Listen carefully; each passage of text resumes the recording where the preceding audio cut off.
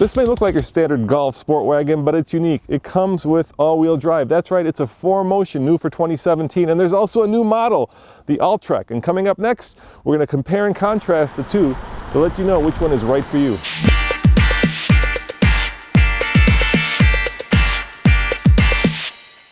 And Megan, we're standing here in front of the 2017 Sportwagen, and there's something special about this one. What is it? Well, this particular Sportwagen is the all-new Sportwagen S 4Motion, so it's something we haven't offered before in the Golf lineup in the United States. It's your standard everyday award-winning Sportwagen, but with 4Motion all-wheel drive standard. And there's another car that's very similar to this that we recently test drove, which is the Alltrack. Correct. And what's the difference? Let's kind of compare and contrast the two. Let's start with price. How much does this start at, and how much does the Alltrack start at? So the Golf Sportwagen S 4Motion is going to fill the $24,000 to $25,000 arena. It's available in either a 6-speed DSG at launch or a 6-speed manual just after launch. And then when you go up to the Golf Alltrack, not only do you get difference in appearance, obviously, and we can go into the detail on that pretty thoroughly, but you're going to a different price point because you've got a lot of different equipment available in 3 different trim levels. So you're going to run the gamut of just under $26,000 to about $35,000 for the Golf Alltrack guys. Okay, obviously the Alltrack has a lot more body cladding. Yeah, absolutely. And it's a little taller too, right? Sure, it's a 0.6-inch ride height differentiation over the Sportwagon, so it gives you that extra confidence for the snow drifts and off-road.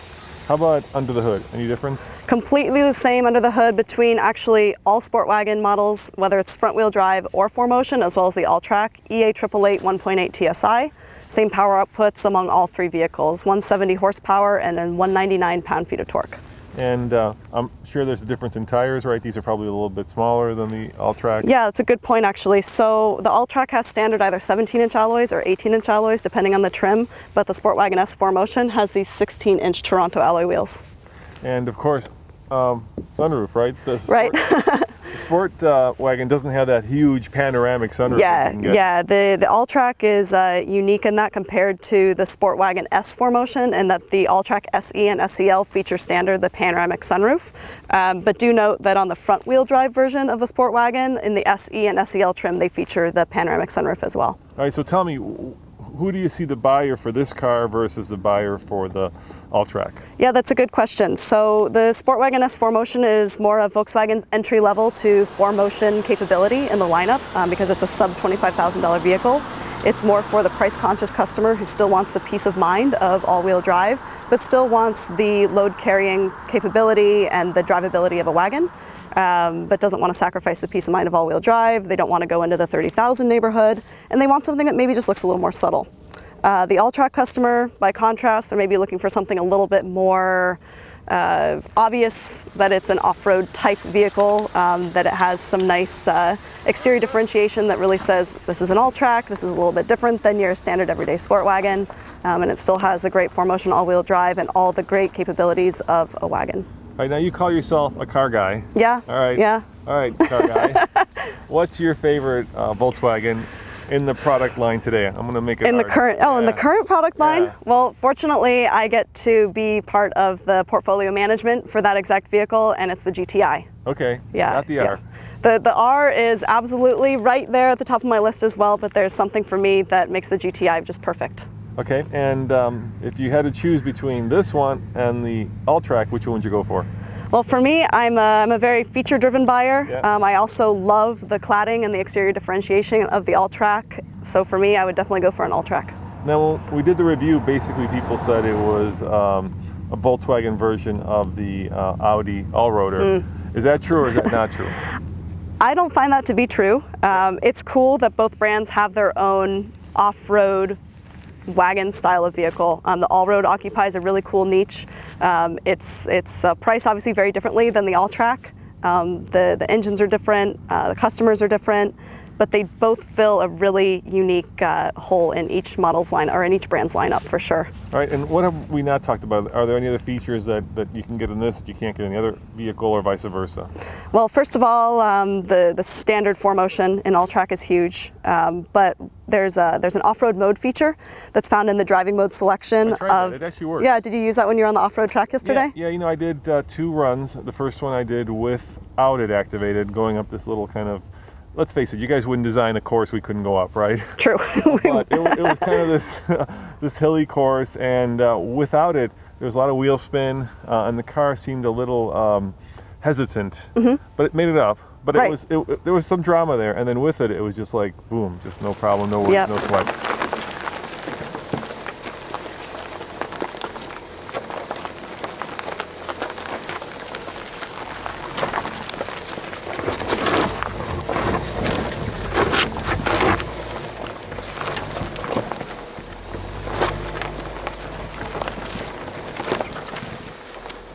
So I wanted to see the difference between running the course in regular mode and an off-road mode.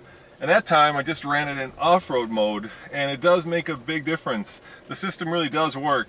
In on-road mode, the original mode that I had it in, there was a lot of wheel spin and the vehicle really struggled to find traction. But in off-road mode, it climbed it up like a mountain goat. Now I did ask the engineers if the car will completely cut power to all four wheels in the case that there is not enough traction, which we've seen actually in the Subaru, and they said that there's no condition under which that will happen. So you potentially have a little bit more robust off-road system with this car than you do with the Outback, because we've seen that cut power to all four wheels under certain conditions. Yeah, so it tells you that the off-road mode is more than just a button that you press. So what it actually does is it deactivates the ASR, the traction control, and it allows for some additional wheel spin in the way that you would want in off-road driving.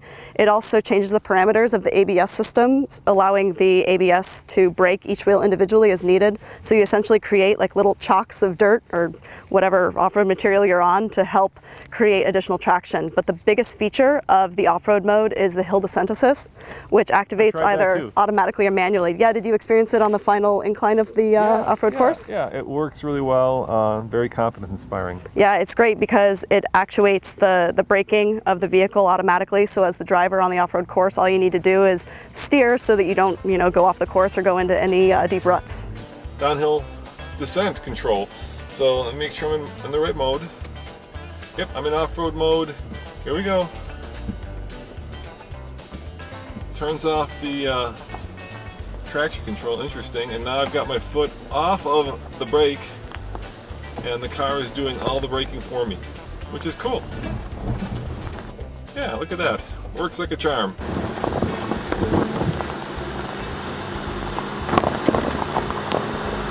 Now, one of the cars that you're targeting as a competitor is the Subaru Outback. Sure.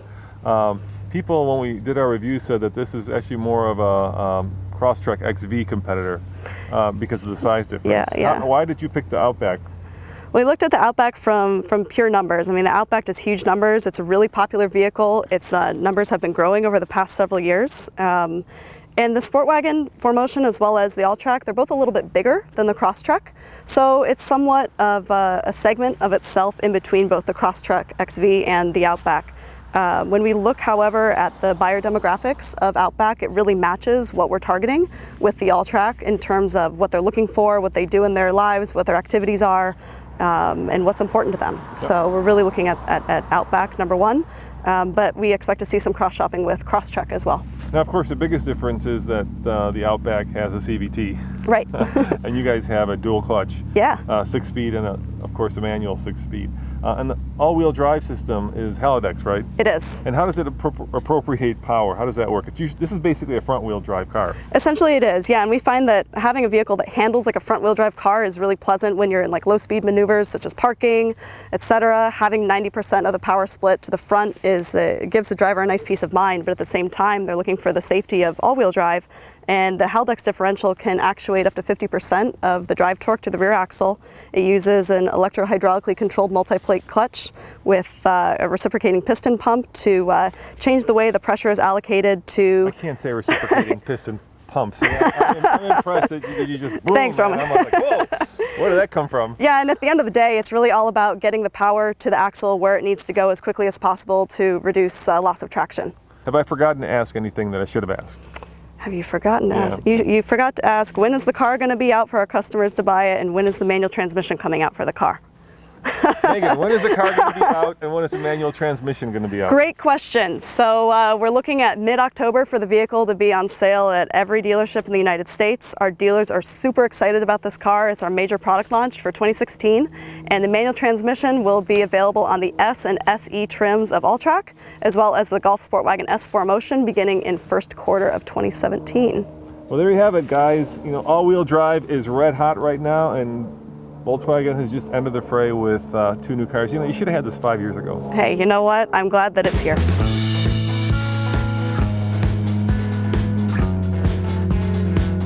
As I'm sure you know, all-wheel drive is red hot right now. And of course, in this vehicle, you've got 3 choices now. You've got front-wheel drive, you've got this one with 4Motion all-wheel drive, and if you ever want to go a little bit soft roading, you've got the new Alltrack. And I've actually done a review of that. All you have to do is click above to watch that. As always, this is Roman reporting for the Fast Lane Car. Check out tflcar.com for more news, views, and of course, Volkswagen, Sportwagen, Alltrack reviews. See you next time. Ciao.